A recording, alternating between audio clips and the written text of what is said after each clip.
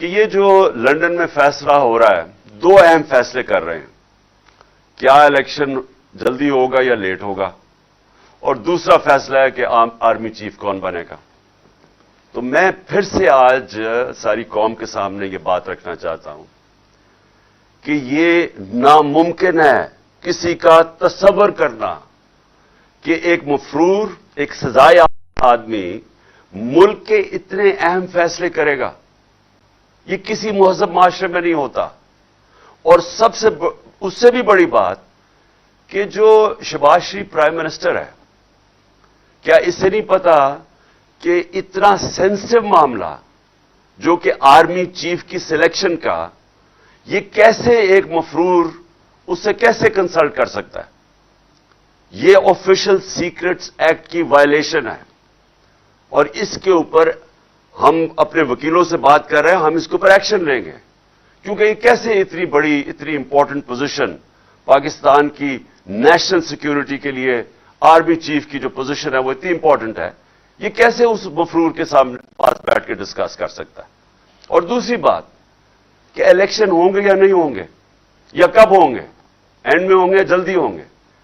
سوال یہ ہے کہ کیا وہ مفرور، وہ سزا یافتہ آدمی جو کہ چوری کے پیسے سے وہاں بیٹھا ہوا ہے لندن میں، کیا وہ فیصلہ کرے گا یہ اہم؟ کیا اس کو پاکستان سے پیار ہے یا اس کو کوئی اسٹیک ہے پاکستان میں؟ بچے اس کے باہر برطانیہ پاسپورٹ لے کے بیٹھے ہوئے ہیں، دونوں بیٹے۔ اس کا جو سمدھی ہے، جو اسحاق ڈار ہے، وہ باہر، اس کے بچے باہر بیٹھے ہوئے ہیں۔ شہباز شریف، اس کا بیٹا باہر بیٹھا ہوا ہے، سب بھاگے ہوئے ہیں کرپشن کیسز سے۔ کیا یہ آدمی فیصلہ کرے گا کہ پاکستان کے لیے الیکشن جلدی ہونے چاہیے بعد میں؟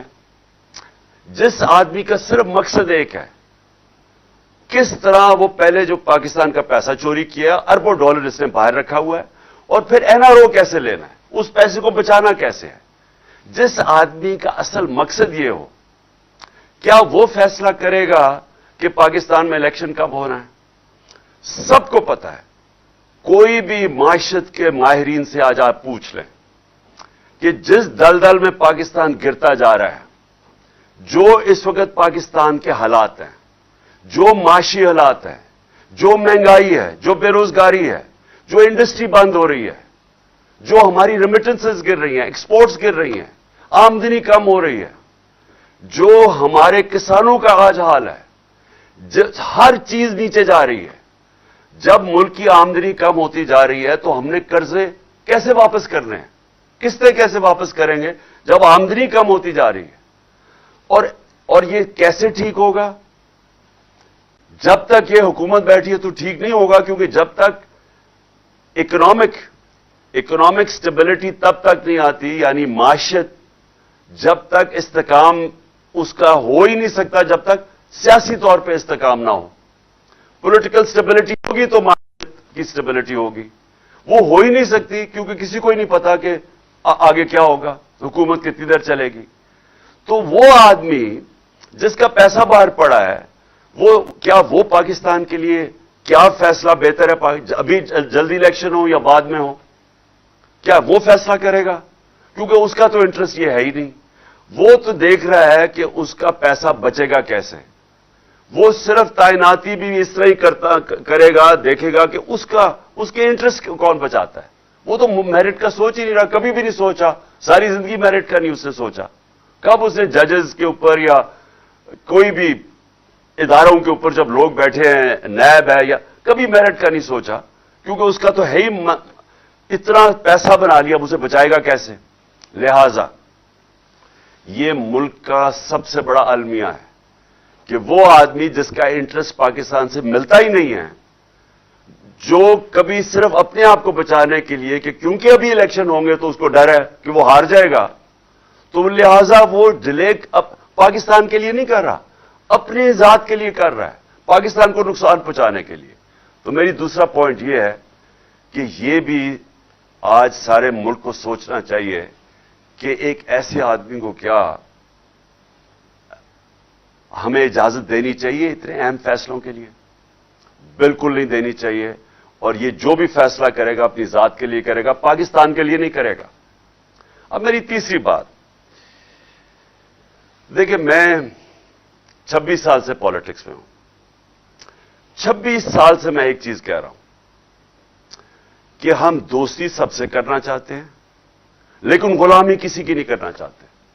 یہ میں نے آج نہیں کہا, میرے 26 سال سے بیان پڑھ لیں کہ میں نے ہمیشہ یہ کہا ہے کہ پاکستان سب سے دوستی کرنا چاہتا ہے.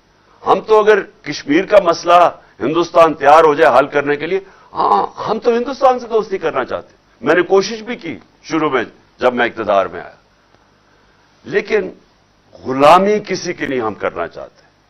میں نے آپ کو میرے بیانات پڑھ لیں جب ہم نے امریکہ کی جنگ میں شامل ہوئے, وار آن ٹیرر میں, میرے سارے آپ بیانات پڑھ لیں.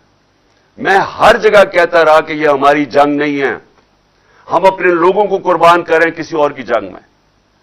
20 سال میرے بیان پڑھ لیں, میں ایک ہی چیز کہتا رہا کہ ہم نے اپنے لوگوں کو اس لیے قربان کیا کیونکہ ہم آزاد نہیں ہیں, ہماری آزاد سوچ نہیں ہے, ہم غلامی کر رہے ہیں. ہماری جو فورن پالیسی ہے وہ پاکستان کے لوگوں کے مفادات کی حفاظت نہیں کرتی, وہ کسی اور کے فورن پالیسی کے مفادات کے لیے اپنے لوگوں کو قربان کرتی ہے. لیکن میں دشمنی تو کبھی بھی کسی سے نہیں چاہتا. کون عقل مند آدمی چاہتا ہے کہ لوگوں سے دشمنی ہو؟ ہم تو سب سے, ہم چین سے اچھے تعلقات چاہتے ہیں, ہم روس سے اچھے چاہتے ہیں, ہم امریکہ سے چاہتے ہیں, ہم سب سے چاہتے ہیں. غلامی کسی کی نہیں چاہتے. یہ کوئی میرا انٹرویو 26 سال میں بتا دے کہ میں نے اس کے علاوہ کوئی بات کی ہو. حیرت مجھے یہ ہے کہ یہاں ایک پروپیگنڈا سیل بیٹھا ہوا ہے اور وہ وہاں سے بیٹھ کے فیڈ کرتا ہے صحافیوں کو, جو ان کے پاکٹ صحافی ہیں, یعنی ان کے بغل بچے ہیں, ان کو باقاعدہ بتایا جاتا ہے. اور وہ جو بھی میں باہر انٹرویو دیتا ہوں اس میں سے چیزیں چنتے ہیں, پھر ان چیزوں کو اٹھاتے ہیں اور مطلب کچھ اور نکال دیتے ہیں. یہ بھی آج نوبت آنی تھی کہ 2 صحافی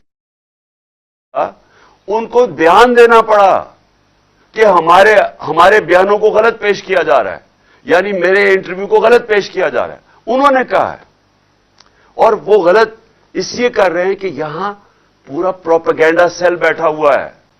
وہ ساری کوشش کر رہے ہیں کہ کسی طرح یہ ثابت کریں کہ عمران خان نے کچھ کہا تھا تو کچھ اور ہو گیا. میں نے جو سائفر ہے نیشنل سیکورٹی کاؤنسل میں رکھا ہوا ہے, پارلیمنٹ میں رکھا ہے, صدر نے چیف جسٹس آف پاکستان کو بھجوایا ہے, کیبنٹ کے اندر رکھا ہے. جو اسد مجید جو ایمبیسڈر تھے واشنگٹن میں, جس کی ڈونلڈ لو سے بات ہوئی, انہوں نے شہباز شریف کے دور میں نیشنل سیکورٹی کاؤنسل میں بیٹھ کے کہا ہے سائفر کا کہ بالکل وہ جو میں کہہ رہا تھا وہ باتیں ڈونلڈ لو نے صحیح دھمکیاں دی اس کو کہ عمران خان کو ہٹاؤ. اس میں تو کوئی شک ہی نہیں ہے, کیونکہ اس دوسری سیکورٹی کاؤنسل جو بیٹھی تھی شہباز شریف کے نیچے, اس نے بھی تائید کی ہے کہ ہاں انہوں نے غلط کیا ہے, انہوں نے مداخلت کی ہے. تو اس میں ایشو کیا رہ گیا؟ آگے بات اب جب کر رہے ہیں کہ ہم نے آگے چلنا ہے, تو آگے تو ہم چاہتے ہیں کہ ہمارے تعلقات اچھے ہوں. میں تو ہمیشہ چاہتا ہوں کیونکہ جتنے ہمارے دنیا میں اچھے تعلقات ہوں گے اور دشمنیاں کم ہوں گی, ہم تجارت کریں گے اور ملک میں خوشحالی آئے گی. تو مقصد تو یہ ہے. تو یہ میں ابھی نہیں, میں 26 سال سے یہی بات کہہ رہا ہوں.